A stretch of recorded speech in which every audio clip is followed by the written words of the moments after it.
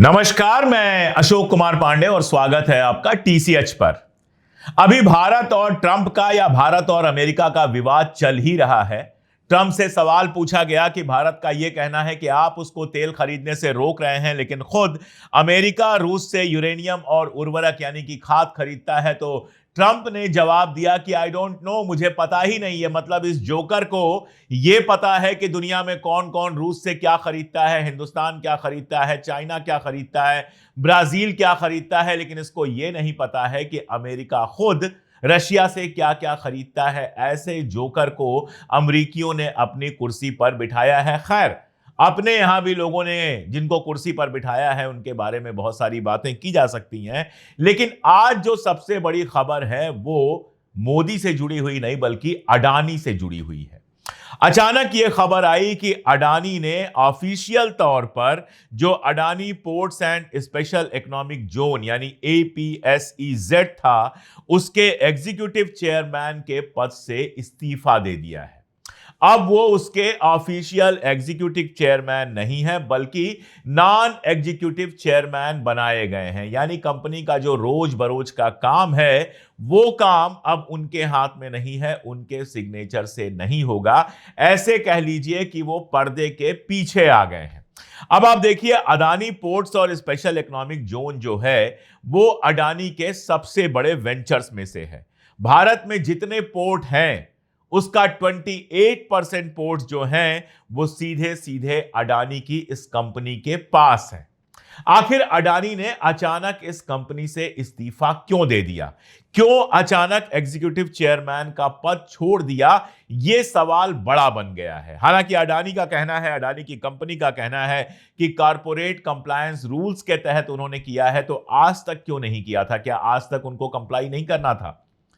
अब इसको लेके देखिए, गोदी मीडिया हो, एनडीटीवी हो, ये सारे जो चैनल्स हैं वो तो इसको बहुत सामान्य खबर की तरह चला रहे हैं, जैसे इसमें कोई बड़ी बात नहीं है। मैं आज देख रहा था, हिंदी के कई अखबार देखे मैंने, तीसरे चौथे पन्ने पर एक कॉलम की छोटी सी खबर आई थी, जैसे कि इस खबर का कोई मतलब ही नहीं है। इस खबर पर जानबूझकर कोई जोर नहीं दिया गया है। तो अब एनडीटीवी तो अपने मालिक के खिलाफ क्या बोलेगा? बाकी के भी डायरेक्टली इनडायरेक्टली मालिक हैं ही, तो वो क्या बोलेंगे? खबर छपी है गल्फ न्यूज में, जो दुबई का अखबार है, यूएई का अखबार है और दुबई में बहुत ज्यादा पढ़ा जाता है गल्फ न्यूज। उसमें एक खबर छपी है जिसमें यह कहा गया है, यह पूछा गया है या बताया गया है, आप कह सकते हैं कि यह बात इंपॉर्टेंट क्यों है। और इस खबर को पढ़ते हुए यह समझ में आता है कि भारतीय मीडिया चाहे इसको दबाने की जितनी भी कोशिश करे, यह खबर कोई सामान्य खबर नहीं है, यह बड़ी खबर है। गल्फ न्यूज का कहना है कि अमेरिका लगातार अडानी के ऊपर प्रेशर बना रहा है। 3 पॉइंट्स में इसको समझा जा सकता है। पहला तो यह कि अमेरिका जांच कर रहा है कि क्या ईरान का जो लिक्विड पेट्रोलियम गैस है वो मुंद्रा पोर्ट के थ्रू दुनिया में जा रही है। यानी आप समझिए कि ईरान का जो लिक्विड पेट्रोलियम गैस है उसको सैंक्शन किया हुआ है अमेरिका ने। अभी आपने देखा कि ईरान के एक बड़े अधिकारी के बेटे की जो कंपनी थी उसको सैंक्शन किया गया, क्योंकि वो तेल जो ईरान का है वो सारी दुनिया में पहुंचाने का काम कर रहा था। अब ये तेल पहुंचाने का जो काम है, कहा यह जा रहा है कि अडानी साहब का जो मुंद्रा पोर्ट है, उस मुंद्रा पोर्ट से भी ईरानी तेल पहुंचाया गया है दुनिया में, और इसकी जांच चल रही है अमेरिका में नंबर 1। और यह इकलौती जांच नहीं है। दूसरी जो जांच चल रही है वो अमेरिका के अंदर ब्राइबरी और फ्रॉड की है, यानी घूस देने की है और साथ में फ्रॉड करने की है।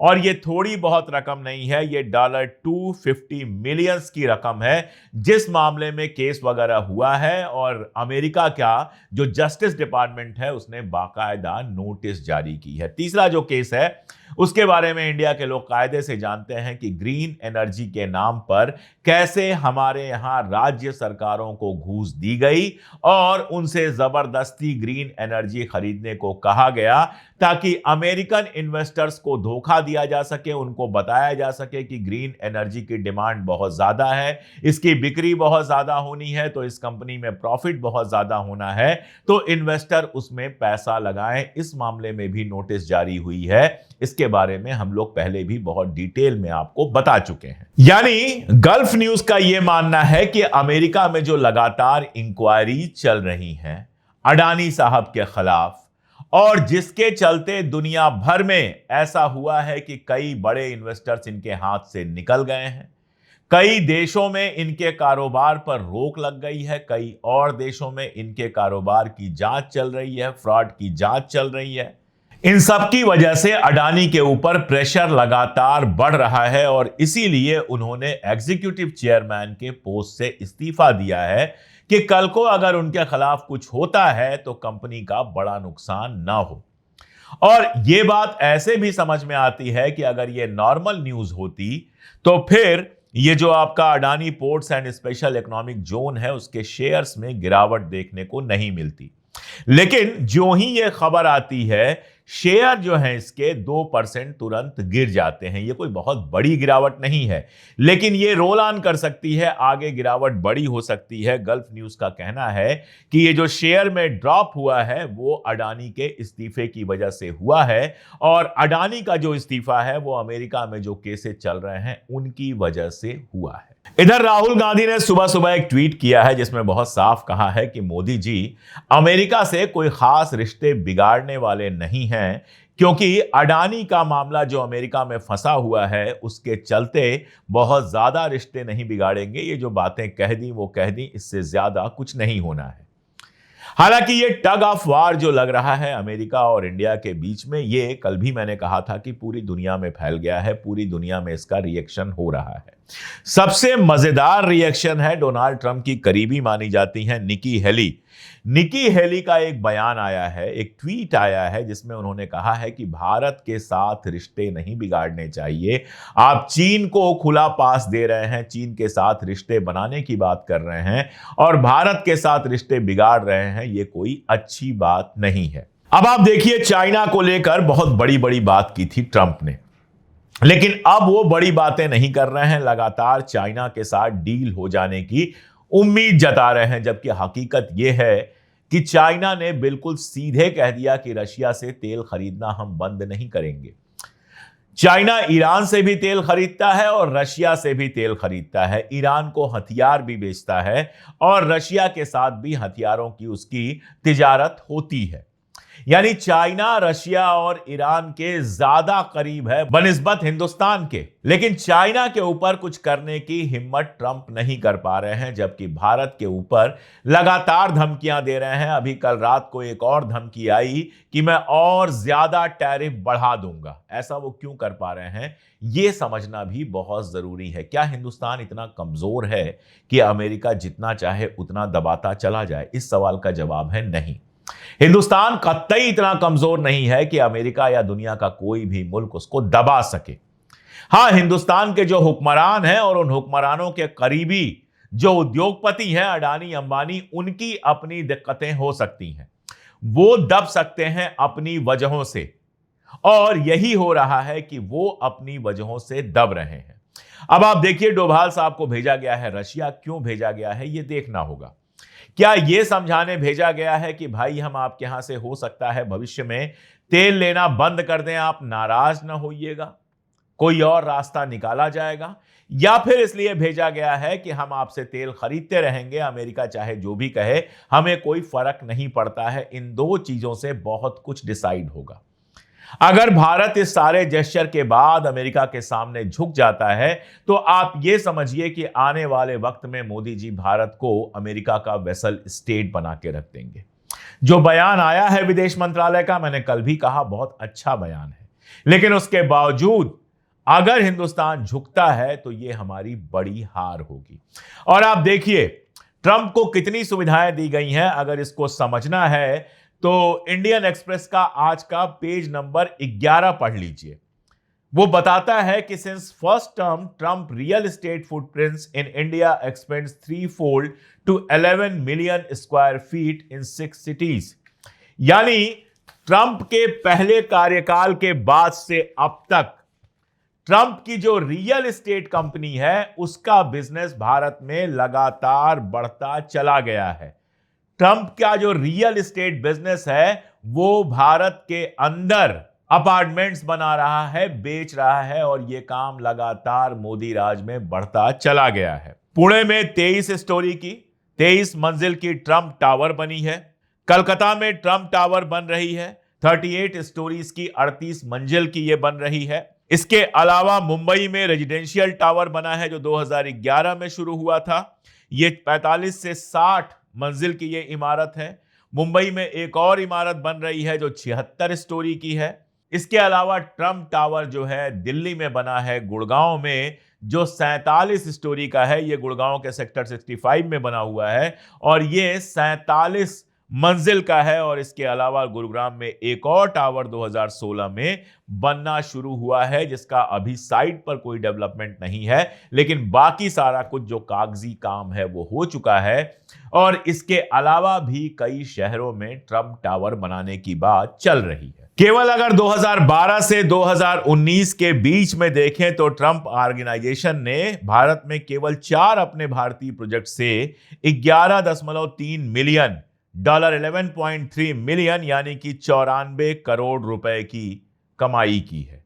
आज के डेट में भारत में कुल 13 ऐसे प्रोजेक्ट हैं जो ट्रंप की कंपनी बना रही है। 2 पूरे हो चुके हैं, 2 पूरे होने के करीब हैं, 3 शुरुआती चरण में है, 3 लॉन्च होने का इंतजार कर रहे हैं और 2 अभी रुके हुए हैं। जबकि एक रिलायंस के साथ जो 4IR का प्रोजेक्ट है वो जल्दी ही घोषित होने वाला है। आप समझ रहे हैं, मोदी जी के राज में ट्रंप का बिजनेस लगातार हिंदुस्तान के अंदर बढ़ा है। इस बार जो ट्रंप चुनाव लड़ा है उसके ठीक पहले भारत में अपनी ब्रांडिंग के लिए एक नया ट्रेडमार्क भी रजिस्टर कराया गया है, जिनमें डीटी मार्क्स हैदराबाद LLC भी शामिल है। यानी भारत के अंदर धीरे धीरे धीरे धीरे ट्रंप जो है वो अपना बिजनेस भी बढ़ा रहा है। आप सोचिए, कोई अगर और सरकार होती तो सीधे कह सकती थी कि अगर तुम ज्यादा परेशान करोगे तो तुम्हारे ये जो बिजनेस हैं, तुम्हारी ये जो मल्टी स्टोरीज बन रही हैं, इनको रोक लगवा देंगे। पर्सनल बिजनेस जो तुम्हारा हिंदुस्तान के अंदर बढ़ रहा है उस पर रोक लगा देंगे।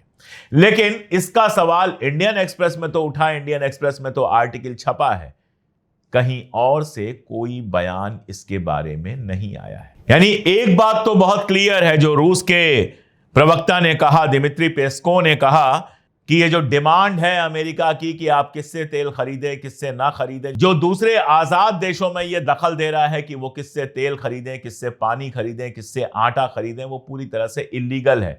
ये बात तो बिल्कुल सही है, लेकिन ये भी सही है कि ट्रंप को सर पर इतना चढ़ाया भी हमारी सरकार ने है। अपनी सारी नीतियों को ट्रंप के पैरों में रखने का काम जो किया है वो हमारी सरकार ने किया है। लगातार ट्रंप को भगवान की तरह यहां पेश किया गया, ट्रंप के लिए पूजा पाठ कराया गया और सबका कारण सिर्फ एक है। पहली बार जब राष्ट्रपति का चुनाव ट्रंप लड़ रहा था और जीता था, उस समय एंटी मुस्लिम उसने स्टैंड लिया था, मुसलमानों को अमेरिका से बाहर करने जैसी बातें की थी। हालांकि ऐसा कुछ हुआ नहीं और तब से भक्तों को लगता है जो हिंदुस्तान में मुस्लिम हेटर्स हैं, जो हिंदुस्तान में RSS के प्रोटीज हैं, जो हिंदुस्तान के अंदर सिर्फ और सिर्फ मुस्लिम नफरत पर पलते हैं, जिनको आजकल भक्त कहा जाता है, मोदी भक्त कहा जाता है, गोदी मीडिया कहा जाता है, इन सबको यह लगा कि ट्रंप तो हमारा देवता है, हमारे जैसा ही है। जैसे हम मुसलमान से नफरत करते हैं, जैसे हमारे नेता मुसलमानों से नफरत करते हैं, वैसे ही ट्रंप भी नफरत करता है। तो इनको लगा कि अमेरिका की गद्दी पर कोई ऐसा बैठ जाएगा जो मुसलमानों से नफरत करता है, तो हमारे लिए जिंदगी बड़ी आसान हो जाएगी। ट्रंप को देवता बना के पूजा गया, उसके राष्ट्रपति होने के लिए बाकायदा यज्ञ हवन पूजा कराया गया। बीफ खाने वाला, गाय का मांस खाने वाला, शराबी, जिसका नाम एप्स्टीन की लिस्ट में होने की बात है, जिसके ऊपर आरोप है कि उसने छोटी छोटी बच्चियों के साथ दुष्कर्म किया है, ऐसे आदमी को हमारे यहां पूजा गया, हवन किया गया। उसके लिए क्या क्या नहीं किया गया। हमारे गोदी मीडिया के एंकर्स ने उसको बाप का भी बाप बना दिया। और आज वही ट्रंप लगभग रोज भारत की बेइज्जती कर रहा है। उसको ये हक दिया है उन्हीं लोगों ने जो पूजा कर रहे थे। अरे अमेरिका में कौन राष्ट्रपति बने कौन ना बने यह फैसला अमेरिका के लोग करेंगे। आप कौन होते हैं ये नारा लगवाने वाले कि अब की बार ट्रंप सरकार? आप कौन होते हैं उसके लिए यज्ञ और पूजा करवाने वाले? लेकिन किया आप लोगों ने, इसका क्या असर हुआ, अमेरिका के अंदर आपकी क्या छवि बनी, उस पर तो बात ही करना बेकार है। दुनिया में कैसे आपकी बदनामी हुई उस पर भी बात करना बेकार है। लेकिन असल सवाल तो यह है कि राष्ट्रपति बनने के बाद ट्रंप ने क्या दे दिया आपको, सोचिएगा। आपकी मुस्लिम हेटिंग के चलते आप उसके सामने झुकते चले गए, आपको क्या मिला? आप क्वाड में जाकर शामिल हो गए, आप ट्रंप से मिलने भाग के चले गए, आपने ट्रंप के लिए क्या क्या नहीं किया और फाइनली आपको क्या मिला? गालियां, धमकी। आपने ट्रंप का बिजनेस भारत के अंदर शानदार तरीके से बढ़ने दिया। अगर जांच होगी कभी तो इसमें भी निकल के कुछ आ जाए तो कोई बहुत आश्चर्य की बात नहीं है। एक तरफ ट्रंप के पीछे आप पड़े रहे, दूसरे तरफ आपने अपना पर्सनल पूंजीपति बना लिया अडानी को, जिसके खिलाफ दुनिया भर में जांचें चल रही हैं, यहां तक कि अमेरिका में जांचें चल रही हैं। आपने अडानी की किस्मत को हमारे हिंदुस्तान की किस्मत से जोड़ दिया। 28% पोर्ट दे दिए, जाने कितने हवाई अड्डे आपने उठा के दे दिए, आर्मी तक की जमीनें उठाकर दे दी, बंबई की जमीनें, लाट की लाट जमीनें जो हैं वो उठाकर दे दी अडानी को। दिल्ली में जमीनें देने की बात हो रही है, जो कुछ हो सकता है वो सब अडानी को उठा के दे दिया। हिंदुस्तान का मुस्तकबिल अडानी के चरणों में रख दिया और उस अडानी के खिलाफ अमेरिका में 3-3 जांचें हो रही हैं, ब्राइबरी की, फ्रॉड की और जाने किस किस चीज की। कल को अगर वो फंसेगा तो फिर आप क्या करेंगे? कल को अगर उसके खिलाफ कोई फैसला अमेरिका में आता है तो आप क्या करेंगे? आप क्या अडानी से पल्ला झाड़ पाएंगे? नहीं झाड़ पाएंगे। ना आप ट्रंप से पल्ला झाड़ पाएंगे, ना अडानी से पल्ला झाड़ पाएंगे। हिंदुस्तान की विदेश नीति का आपने मुरमुरा बना के रखा है। अब अगर आप पलटना भी चाहेंगे तो पलट नहीं पाएंगे। इसलिए अभी जो कुछ बातचीत चल रही है, जो बड़ी बड़ी बातें चल रही हैं, वो सब बहुत अच्छी हैं, लेकिन तेल देखिए, तेल की धार देखिए। मुझे ऐसा लगता है कि दोनों तरफ से अपने अपने अंटे बढ़ाए जा रहे हैं और फाइनली ट्रेड डील जब होगी तब समझ में आएगा कि मोदी जी ने किन किन चीजों पर समझौता किया है। आज के लिए इतना ही, बहुत शुक्रिया।